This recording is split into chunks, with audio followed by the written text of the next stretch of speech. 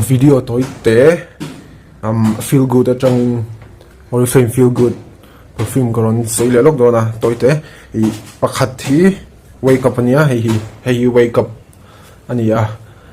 abur hi hetiang hi nia pakhat hi last up ania pakhat hetiang bur bok hi ma se orange color o ma chu be happy om boka you know wake up zoki han sei don ta wake up a hianin hanin ka che hianin citrus rim de ngor kharon nama citrus rim kharon na sabera amaro chu enge greenish vibe kan ti ang chi de khami ron petel dewa chuanin anuwa enge ni hanin ka zo lim ni lem lo minute thum linga vel chawa maski te khatiang ang tle ma sui deu tele powdery deu chek te kha na powdery deu chek te kha ron oma i kha hemi wake up a hian ania rim thum lu tuk tiang chi te kha om lem lova chuanin enge i samara man chi takani boka hei ke ma po hian ka mang nem to khop maya samar ai tun samara ka man chawani hei po hi ka leina ri to ma se tun samara ka man chawani ei ka mang na sa tinani chu i amana tloma i man na sat po a ol deuh hleka a chan chu amana tloma han che chhoi mai po kha au yom lo deuh hlek zo ka thil dang ni man tau deuh ai chuan chuan tlemin ei enge bitter kan ti lampang chi rim kha chep ang chi deuh te kha anam te la i apum pui thua chuan hei hi citrus aromatic fragrance ania hei citrus aromatic kan ti ang kha anam hei enge ni rim chi sang in pol i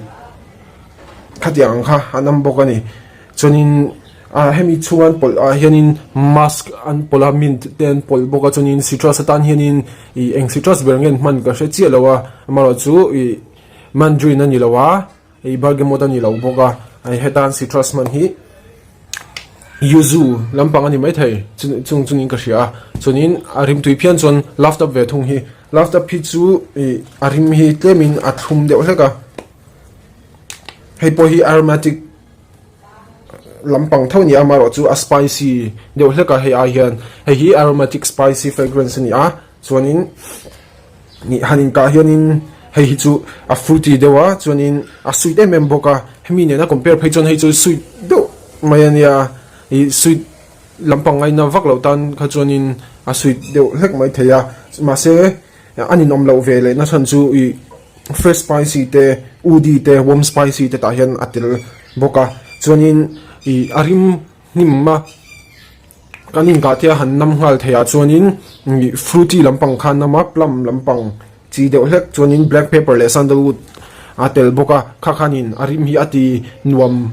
boka i athum rim thum ro chuan hei hi lutin na thei chi thum ang khani lem lawa samara i rim thum ro chuan samara in ka chi takania chuan mei chetan i enge I recommendable big hi timang mei che chu thil rim thum deuh hlek tanin mea chuan hei hi a unisex zoka a hne om lo zoka ama chu hei po hi a hne om chong lo na chu a mei che man big deuh hleka chu ni ta sela chuan be happy kha a orange dewania be happy kha abur kala nei chi lawa ma chu arim chu citrus te warm spicy te fresh spicy te floral te in pol ania arim tuilu tuka khami po kha amaro chu meiche man aro ro chonin kha citrus deu bing ngor tamna ani chu meiche man hi atlang puina sui deu vut thin tlang puya a sui deu hlek thina amaro chu be happy hi chu meiche man ro wa citrus atam big deu hlek ani chonin kata be happy a kha chonin engani bergamot te anon pola a citrus atang han arim tui atirim tui big ma het tianga he enge yuzu ti vel pol ang ni lo khan in mandarin te ni lo in bergamot anon pola be happy a khan khana tirim tuya atir han ka chi a khan chuanin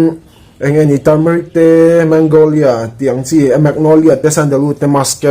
vanilla te tel boka be happy kha arima tingai nat oma vanilla tel hianin i perfume hi angai not athum ro apo angai not thina ni fruity thum vut ang kha ani lo vanilla ani chuanin tlema a deep lampang kha atel do hlek thina khan atirim tu bokani be happy kha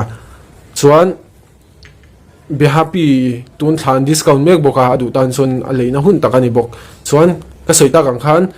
ei hemi te pahni a hi chuanin hei hi a unisex zoka I keima po hian kangai na zoka a thum lo boka rim a fresa citrus a hei eroi chu a meichhia deuh hleka a rim a thuma ma ro chu samara po man anuam velu tuk thawani ti zong kha ani